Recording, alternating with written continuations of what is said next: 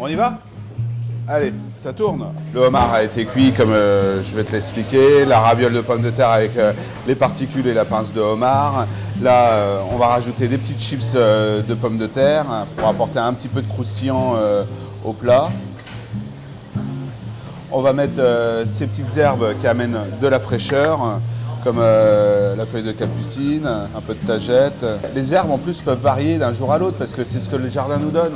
C'est pas obligatoire, on va pas aller acheter des herbes à l'autre bout de la planète. Et la sauce à côté. La sauce qu'on a émulsionnée, on a mis, là aujourd'hui c'est un peu de sauge qu'on a mis dedans et tout, et qu'on va rajouter entre le homard et la raviole. Ça fait quelques temps qu'on reste le homard dans cette assiette qui est légèrement évasée. C'est une assiette de chez Jaune de Chrome. On travaille beaucoup avec Jaune de Chrome et Bernardo par rapport à leur qualité, leur blancheur, leur finesse. Et ce qui me plaît dans cette assiette de chez Jaune de Chrome, c'est qu'elle est, comme je disais, évasée. Et on retrouve cet esprit un peu ragoût de homard. Tu sais, les souvenirs d'enfance de ma cocotte de homard où on plongeait la cuillère dedans quand on allait chercher et tout. Et là, quand je vais te mettre la sauce, ça va d'une garder quand même la chaleur parce qu'on est sur une chaleur très juste avec le homard. Pas trop de degrés pour pas avoir de surcuisson. Donc on va quand même essayer de concentrer la chaleur tout en gardant la cuisson intacte. Et on va avoir cet esprit ragoût et c'est super important. À table, quand on va te la servir par rapport au reste de l'art de la table avec les couverts en argent, les verres en cristal, c'est vrai que ça fait une belle harmonie. Parce que c'est mon plaisir d'avoir une belle table, d'avoir une table bien dressée, d'avoir une table nappée, d'avoir des belles pièces. Par plaisir de pouvoir partager ça aussi avec mes convives, c'est juste du plaisir. C'est important pour le plat, ça c'est évident, mais c'est surtout du plaisir.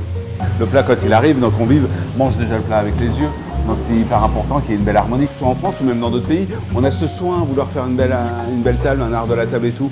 Et si on a l'occasion de pouvoir mettre de l'argenterie, il faut y aller parce qu'il y a un éclat, il y a une sobriété, il y a une matière pure qui est quand même super intéressante par rapport au dressage d'une table. Il y a une brillance, il y a quelque chose qui m'attire et qui me plaît.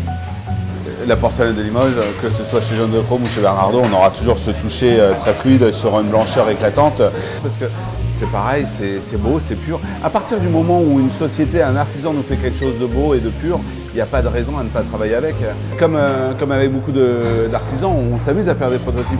Là en ce moment avec l'Artelier, on est en train de faire un nouveau prototype sur un nouveau support. Bernardo et Jaune de Chrome m'envoient des prototypes qu'ils ont fait ou des nouveautés qu'ils vont faire. On a toujours un lien assez rapproché pour pouvoir travailler ensemble.